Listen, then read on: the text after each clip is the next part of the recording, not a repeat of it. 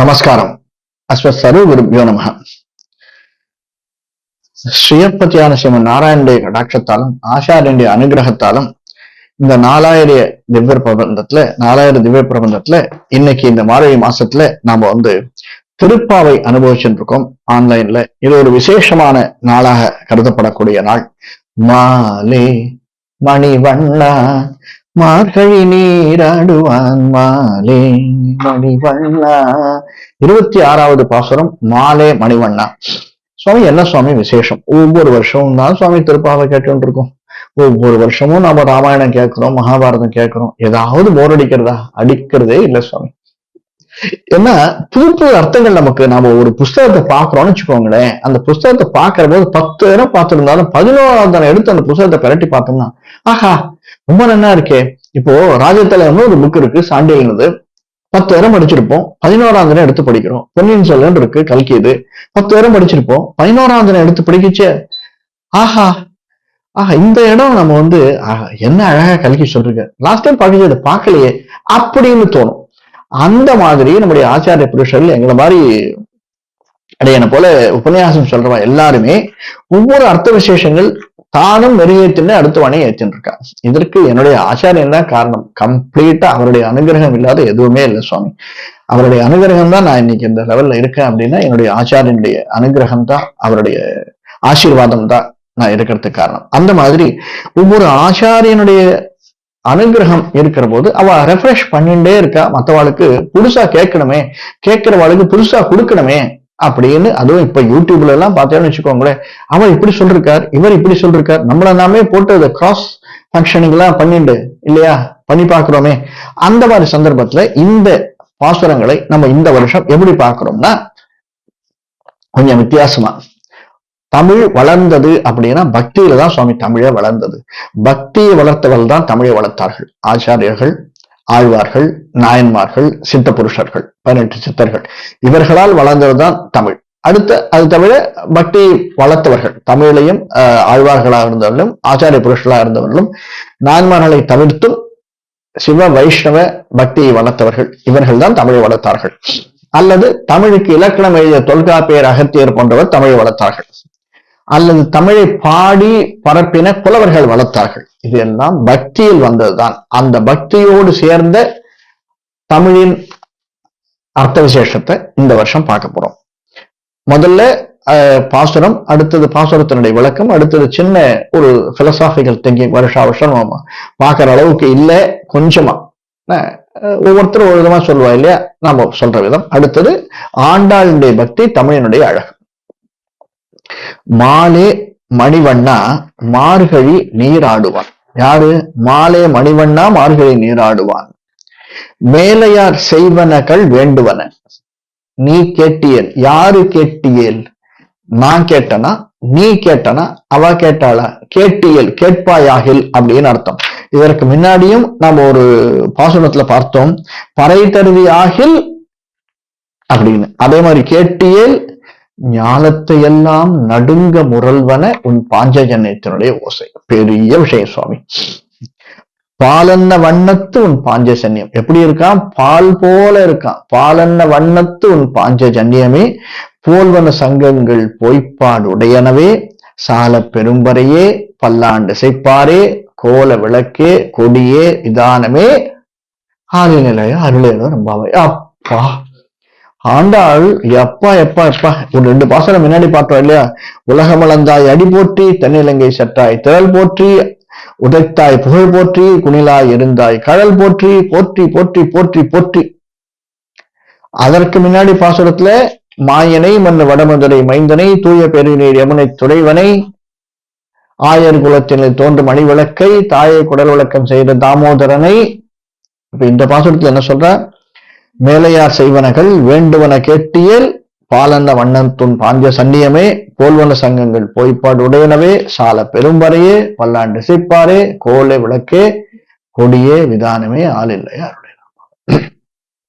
அதாவது ஆளில் அடியார்களுடைய விருப்பம் உடையவனே, அடியார்களிடம் விருப்பம் உடையவன். பகவானுக்காக தான் சார் பக்தர்கள். அதே மாதிரி பக்தர்களுக்காகத்தான் பகவான். பகவான் பக்தர்கள் இல்லைன்னா பகவான் இல்லை, எங்க போவாங்க இல்லையா? நீலமணி போன்ற நிறமுடையவனே, மாலே மணிவண்ணா, நீல நிறத்தழகா அப்படின்னு அர்த்தம் இல்லையா? உலகம் அழியும் காலத்தில் ஆளிலை மேன் கல் வளர்பவனே, கண் துயில்பவனே, ஆளின் நிலையாய் அருளியலோர் எம்பாவாய். ஆளின் நிலையாக இருந்தவனே, ஆளின் இலையும் அவன்தான், ஆளின் மேல் படுத்திருப்பவனும் அவன்தான், அத்தனையும் அவன்தான், வைத்திருக்கிற மயிர்பீலியும் அவன்தான். பெரியோர்கள் செய்யும் மாறி நீராடுவதற்கான வேண்டுவனவற்றை கேட்பாயாகில் சொல்லுகிறோம்.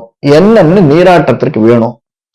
இப்போ முதல்ல ஆண்டாள் இப்படி வரா, என்ன பத்தா எழுப்பினா, எதுக்கு நம்ம எழுப்பணும்னு சொன்னா, எங்க அங்க போய் நம்ம ஒவ்வொரு இடமா சொல்லி, இந்த இடத்துல போய் நம்ம என்ன பண்ணணும், நோன்பு நோக்கணும். அந்த இடம் தனி இடம் இருக்கு, அங்க ஏந்திருங்க வாங்க, அடுத்தது குளிச்சுட்டு வாங்கன்னு கூப்பிட்டா.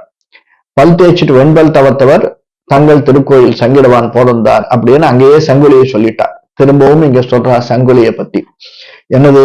பகைவர் நடுங்கும்படி ஒலிக்கின்ற பேராசை கொண்ட பால் போன்ற வெண்மை நிறமான சங்கமா. அந்த சங்கத்துக்கு, பகவானுடைய கையில இருக்கிற சங்கத்துக்கு என்ன அழகு, என்ன அழகு! அப்பா எப்பா! பாஞ்சயனும் சங்கை ஒலிக்க செய்தவன். மிகவும் பெரிய பறைகள் தேவை. எது? பொய்ப்பாடுடனே சால பெரும் பறையே தேவையானவை. என்னது? பல்லாண்டு பாடுவர்கள் பறைகள் தேவை, பல்லாண்டு பாடுவோர் தேவை, சங்கம் ஊதுபொருள் தேவை, சங்கம் தேவை இல்லையா? அழகிய தீபங்களும் கொடிகளும் மேற்கட்டியும் ஆகியவற்றை தந்து அருள்வாயாக. இதெல்லாம் எங்களுக்கு நீ கொடுக்கணும் அப்படின்னு ஆண்டாள் சர்வ சாதாரணமாக கேட்கிறான் இல்லையா? கொஞ்சம் அர்த்த விசேஷம். பகைவர் நடுங்கும் சங்கமும், புறவாடு அறிவிக்க பெறும் பறையும், புறப்படும் போதே எதிரே நின்று காப்பிடுவதற்காக பல்லாண்டு பாடுபவர்களும், ஒருவருக்கு ஒருவர் முகம் தெரியும்படிக்கான மங்கள தீபங்களும் ஏற்றிக்கொண்டு, தொலைவில் இருப்போருக்கும் தெரியும்படியாக இருக்கக்கூடியதாக, நீராட போகும்போது தலையில் பனி விழாமல் இருக்க மேற்கட்டி, தலையில தலைப்பாகைன்னு சொல்லுவா இல்லையா, மேற்கட்டி, இவ்வளவும் தேவை. ஒன்னொன்னா சொல்லின்றா என்னென்னலாம் தேவை அப்படின்னு. இவற்றுக்குள் உனக்கு அரியதம் உண்டோ என்ற கருத்தை ஆளி நிலையாய் என்ற விழியால் அறிமுகப்படுத்துகிறார் இப்படின்னு சொல்லிடுறார். இப்போ பகவானுக்கு வேண்டி அவனை அடையணும் அப்படின்னா சில சாதங்கள் இருக்கு இல்லையா, சாதனங்கள் இருக்கு. நம்ம அஷ்டாட்சரம் துவயம் சர்ம ஸ்லோகம்னு பார்த்திருப்போம். இதுல சர்ம ஸ்லோகத்துல ஒரு வார்த்தை உண்டு, மாம் அப்படின்னு.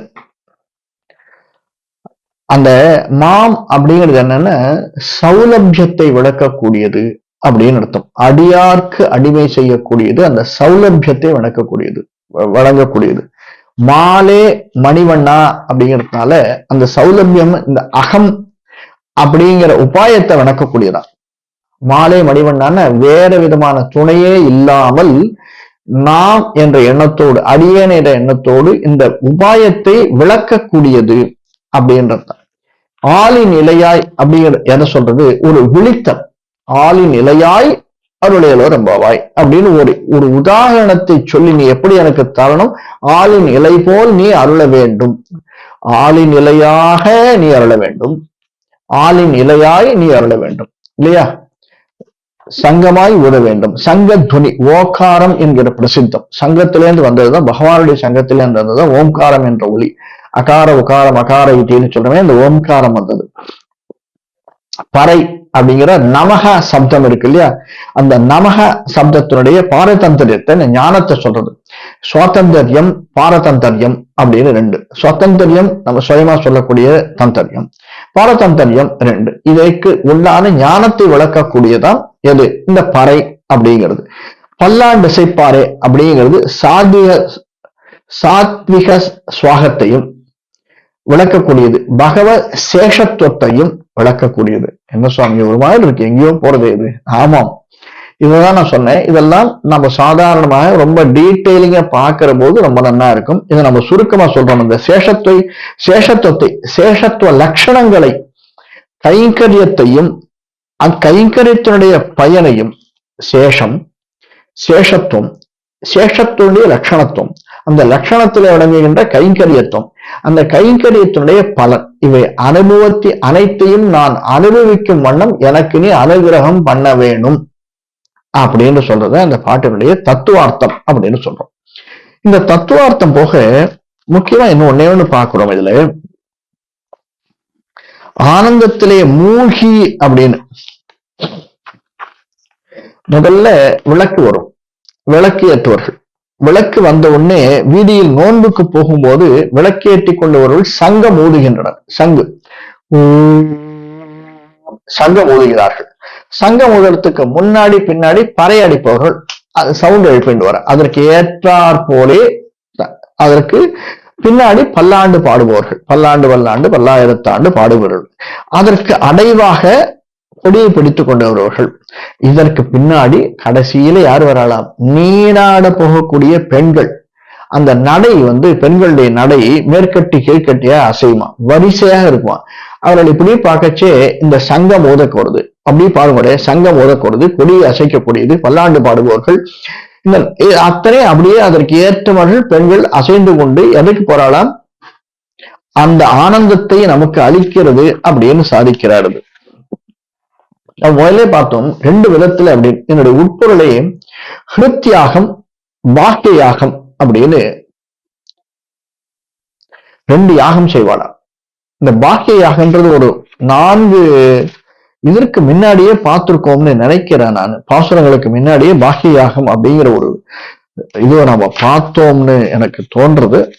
சரி, பார்க்கலாம். ஹிருத்யாகம் அப்படிங்கிறது மாறி மலைமொழிஞ்சல் அப்படிங்கிற பாசுரத்துல பார்த்தோம். ஹிருத்யாகம் அப்படின்னு பார்த்தோம். இந்த சரீரம் சுக துக்க வருஷத்துக்காக இருக்கக்கூடிய சரீரம் அது ஹிருத்யாகம் செய்யும் போது அப்படின்னு பார்த்தோம். இந்த ஹிருத்யாகம் பாக்கிய யாகம் அப்படிங்கிற இந்த ரெண்டையும் பண்ணினவர்கள் என்ன பண்ணணுமா, மேலையார் செய்யும் 6 முறைகள் இருக்கு, 6 ஸ்நான முறைகள். அதாவது பெருமாளை நம்ம பெருமாள்கிட்ட போறோம் சுவாமி, பெருமாளை காலங்காலத்தால பெருமாளை எழுப்புறோம், பெருமாளுக்கு கைங்கரியங்கள் செய்யறோம் இல்லையா. அந்த பெருமாளுக்கு கைங்கரியம் செய்யச்சு 6 விதமான கைங்கரியங்கள் சொல்றான். 6 விதமான கைங்கரியங்கள் சொல்லி பெருமாளை எழுப்புறோம் அப்படின்னு ஆண்டாள் சாதிக்கிறார். இது எப்படி 6ன்றது இதுக்கு முன்னாடி கூட பார்த்தோம். நம்ம 5 இந்திரியங்கள் பிளஸ் மனசு சேர்ந்ததாக சொல்றோம், அறுசுவையான சொல்றோம் அப்படின்னு போட்டின்னு வரைச்சு அறுசுவைகளால பார்த்தோம், 6 விதங்களாக பார்த்தோம். இந்த விஷயத்துல 6 விதங்களாக பெருமாளை ஏற்றது என்னன்னா, முதல்ல மந்திராசனம், ஸ்நானாசனம், அலங்காராசனம், மந்திராசனம், ஸ்நானாசனம், அலங்காராசனம், போஜ்யாசனம், புனர் மந்திராசனம், அடுத்தது பரியாங்காசனம். இந்த 6 அப்படின்னா என்ன சொல்றீங்க? புரியலையே சுவாமி அப்படின்னா, மந்திராசனம் முதல்ல மந்திரத்தால கேசவாய நம, நாராயண நம, ஓம் நமோ நாராயணாய, அதாவது திருப்பள்ளி எழுச்சி சொல்லி திருமந்திரம் சொல்லி மந்திரத்தின் மூலியமாக பெருமாளை முதல்ல எழுப்புறது, கையை தட்டி பெருமாளை எழுப்புறது. அடுத்தது பெருமாளுக்கு ஸ்நானம் பண்ணி வைக்கிறது. ஸ்நானம் பண்ணச்சே நமக்கு தெரியும் என்னென்னலாம் அர்க்கியம் சமர்ப்பயாமி, போஜ்யம் சமர்ப்பயாமி, ஆச்சமனியம், இதெல்லாம் ஒண்ணு சொல்லி பகவானுக்கு காலம்பி, கையலம்பி, முகத்தை அலம்பி பகவானுக்கு ஸ்நானம் பண்றது.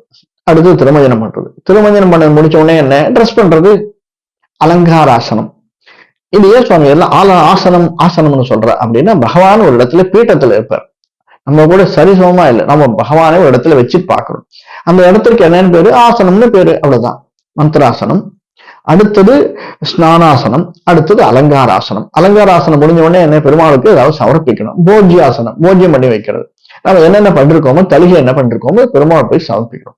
பெருமாளுக்கு சமர்ப்பிச்சு முடிஞ்ச உடனே நம்ம சாப்பிடணும் இல்லையா. சாப்பிடறதுக்கு முன்னாடி பெருமாளுக்கு திரும்பி புனர் மந்திராசனம், மந்திரங்களால பெருமாளை தரிசித்து விட்டு அவரை சேவித்து விட்டு பெருமாளுக்கு கை கூப்பி நமஸ்காரம் பண்ணி அஷ்டாங்க நமஸ்காரம் பண்ணி பெருமாளை சேவிச்சுட்டு புனர் மந்திராசனம் முடிஞ்சோடனே பரியாங்காசனம் படுக்க வைக்கணும்.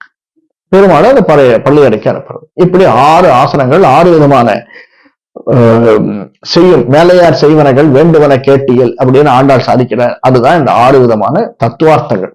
இதற்கு இன்னும் தத்துவார்த்தங்கள் நிறைய இருக்கு. நம்ம வேற ஏதாவது சந்தர்ப்பம் கிடைச்சதுன்னா பார்க்கலாம்.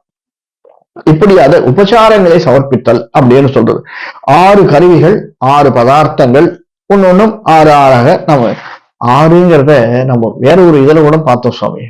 33 அமரருக்கு முன் சென்று கப்பம் தவிர்க்கும் கலியே தொழிலாய். அந்த 33 3ங்கிறது மகாலட்சுமியுடைய நம்பர், 6ங்கிறது மகாலட்சுமி நம்பர், அவளுக்கு வேண்டியதுதான் இந்த 6ங்கிற விளக்கம். ஆனா நீங்க ஜாதகத்துல பார்த்தீங்கன்னா 6, 8, 12ங்கிறது மறைவிட ஸ்தானமா வந்துடும். மார்கழி மாசத்துக்கும் மறைவிட ஸ்தானத்துக்கும் ரொம்ப சம்பந்தம் உண்டு. ஏன்னா மார்கழி மாசத்துல நம்ம சில பேர் கல்யாணம் பண்ண மாட்டான்னு சொல்லுவா. நல்ல விஷயங்கள் பண்ண மாட்டா. ஏன்னா பகவானை சிந்திப்பதற்காக மட்டுமே இந்த மாசம் இருக்கணும். மற்ற மாசங்கள் எல்லாம் நம்ம பண்றோம், இந்த மாசங்கள் பகவானை சிந்திக்கணுங்கிறதுக்காக இருக்கணும் அப்படின்னு சொல்லுவா.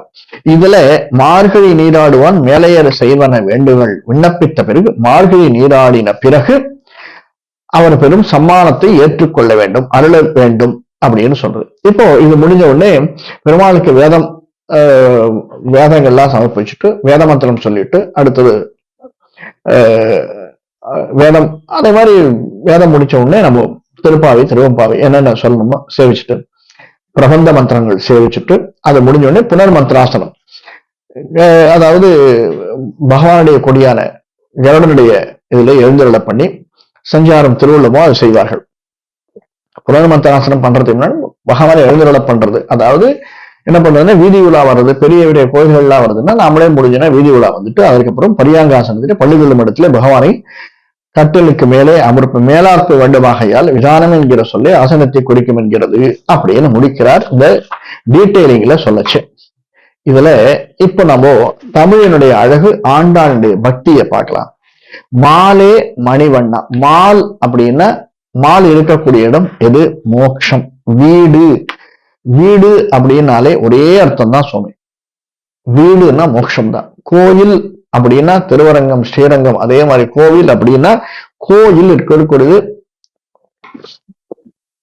க்ஷீராப்தி, மோட்சம் தான்.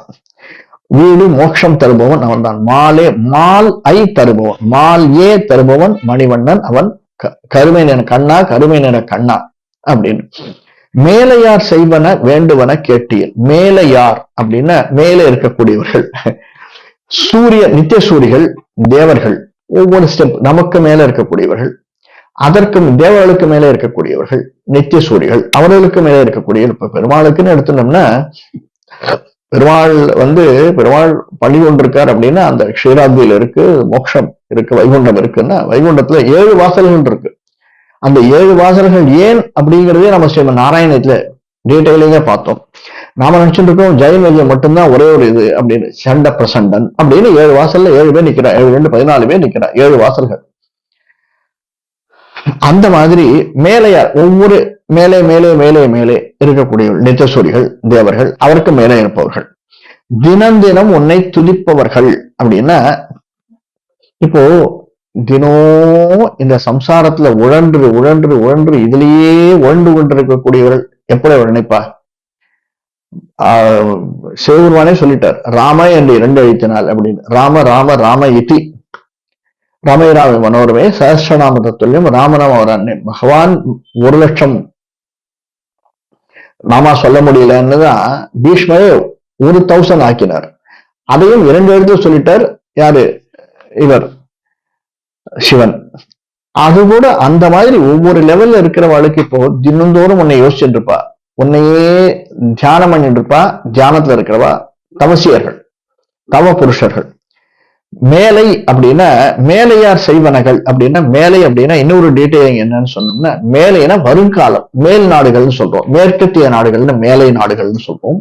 மேற்கத்திய நாடுகள் இப்படின்னா ஏன் சூரியன் உதிச்சு போகச்சே நமக்கு வரக்கூடியவை இல்லையா? இப்ப நாம இங்க இருந்து மேற்கத்திய நாடுகளுக்கு போறோம்னா சூரியன் போயிட்டே இருக்கும், நாம போயிட்டே இருப்போம், அது நம்ம எதிர்கொண்டு வரக்கூடியது. அதனால மேலைனா வருங்காலம் அப்படின்னு அர்த்தம். அப்படின்னா என்ன சுவாமி அர்த்தம்? மெயினா இதுல தத்துவார்த்தம் ஒண்ணே ஒண்ணு இருக்கு. இனி நமக்கு வரக்கூடிய காலம், இது வரைக்கும் நான் எவ்வளவு நல்லது செஞ்சேனோ கெட்டது செஞ்சேனோ தெரியல சுவாமி, இனி வரக்கூடிய நாளாவது கொஞ்சம் நல்லா இருக்கட்டும், இருக்கிற வரைக்கும் நிம்மதியா இருந்துட்டு போறேனே சொல்லுமா இல்லையா? வரக்கூடிய நாட்கள், மேலைய நாட்கள் நிம்மதியா இருக்கணுமே அப்படின்னு அர்த்தமா.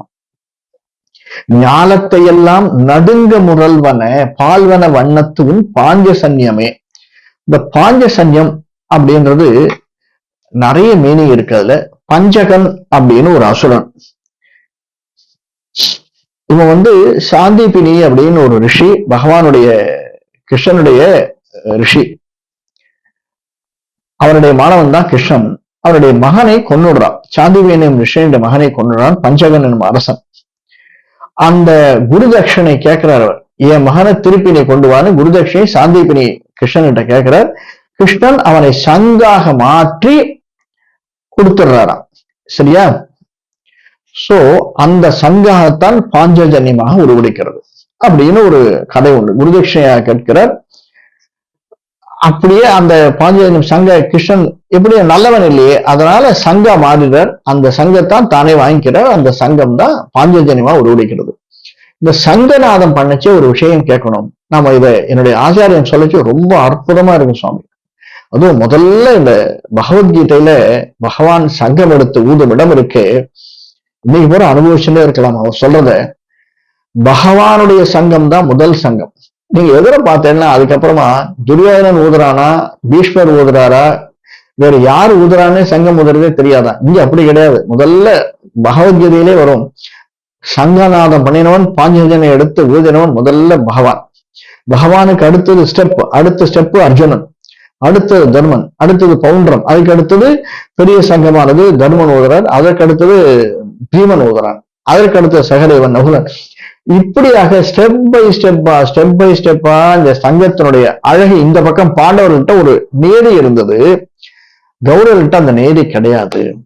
இதுல இருந்தே அவர்களுடைய இது சிதறி போயிடும்னு நமக்கு தெரியாதா அப்படின்னு. இது ஒவ்வொரு திங்கும் உதாரணம் தான். நமக்கு வாழ்க்கையில ஒவ்வொன்றுமே உதாரணம் தான். சில பேர் என்ன செய்ய போறோம், எப்படி நடக்க போகிறதுன்னு தெரியலன்னு சொல்லுவா இல்லையா, அந்த உதாரணம் தான். அதனால அந்த பாஞ்சசன்யம் சங்காக மாறி அதை எடுத்து பகவான் ஊதுற போது ஞானத்தையெல்லாம் நடுங்க முரல்வன. ஞானம்னா அன்னைக்கு இருந்த எல்லாம் நடுங்கித்தான். யாரு மெயினா ஆப்போசிட் பார்ட்டிக்கார அத்தனை பேரும் பகவான் பாஞ்சஜன்யம் எடுத்து ஊதின போது எல்லாரும் நடுநடுங்கினரா. நமக்கு என்ன போறதுன்னு தெரியலையே அப்படின்னு. அது எப்படி இருந்தா அந்த சங்கு பகவான் கண்ணங்கரையன்னு இருப்பான். அந்த கையில வெள்ளையா சங்கம் எடுத்து ஊதினா எப்படி இருக்கும் சுவாமி? பகவானோ 82 வயசு, எப்படி இருக்கும்? 82 வயசுக்கு நீங்க இதுல பாக்குற கிருஷ்ணன் மாதிரி எல்லாம் இப்படி இருக்க மாட்டான் கிருஷ்ணன் இல்லையா? வழன்னு வெண் தாடியோட கூட இருந்திருக்கலாம். 80 வயசுக்கு தாடியோட, வெண் தாடியோட அழகா பீஷ்மருக்கு ஏத்த மாதிரி கூட இருந்திருக்கலாம் பகவான் 80 வயசுல. அழகா பாஞ்சஜன்யம் வந்த வெள்ளவெளியேன்னு சங்கம், பால்வண்ண மேனி கொண்டது அப்படின்ற மாதிரி பால்வண்ண மேனியாக கொண்ட சங்கத்தை எடுத்து கருவண்ண கரிநிற மேனி கொண்ட மால்வண்ண மேனி கொண்ட மால் எப்படி ஊதுறானாம், சங்கத்தை எடுத்து ஊதுறானாம். எல்லோருக்கும் ஆண்டாள் சொல்றா, சால பெரும்பறையே பல்லாண்டு இசைப்பாரே. சால் அப்படின்னா மிகுதி அப்படின்னு அர்த்தம். மிகுதியானது, பெரும் பறை. சால்னாலும் மிகுதி, பெரும்னாலும் மிகுதி இல்லையா? அந்த பெரிய பறையை எடுத்து ஊறக்கூடியவள். பறை அப்படின்னா என்னன்னா, பறையின வட்டம்னு அர்த்தம் சுவாமி. வட்டமாக இருக்கக்கூடிய ஒரு வாத்தியம், அதற்கு பறை என்ற பெயர். இப்போ வட்டமா இருக்கக்கூடியது அப்படின்னா, இன்னும் பறைனா வேற என்ன மீனிங்னா, பறைனா பறவைன்னு ஒரு மீனிங். பறவை பறவை நமக்கு தெரியும். பறைனா அந்த பறவையை எழுப்பக்கூடியது என்னது? ஒரு வட்டமா இருக்கக்கூடியது அல்லது பறவை. இது ரெண்டும் எழுப்பக்கூடியது ஓசை. பறை என்றால் ஓசை என்றும் அர்த்தம். இப்ப பகவான் சால பெரும்பறையே பல்லாண்டு இசைப்பாறை, ஓசையை எழுப்பக்கூடியவன். பறவைகள் ஓசையை எழுப்பக்கூடியது. பறைன பிரபந்தம்னு ஒரு மீனிங், ஒரு பிரபந்தம், ஒரு மொழி. பறை அப்படின்னா ஓசையே ஒரு மொழி தான், தெரியுமா? ஓசை எழுப்பதிலே ஒரு மொழி தான். அந்த காலத்துல மொழி எப்படி உண்டாச்சுன்னா ஓசைதான் முதல் மொழி. அதற்கப்புறம் அந்த ஓசையை வைத்துக்கொண்டு கொஞ்சம் கொஞ்சமா அதை டெவலப் பண்ணி மொழியாக்கினான். அதுதான் இல்லையா பெரும் பறை. அதுவும் சாதாரணம் இல்லை, பெரிய பறை. சால பெரும் பறை கொண்டாடவர்கள் இல்லையா இவர்கள். சால பெரும்பறையே பல்லாண்டு இசைப்பாறை, கோல விளக்கே கொடிய விதானமே ஆலை நிலையாய் அருளியலூர் எம்பாவாய்.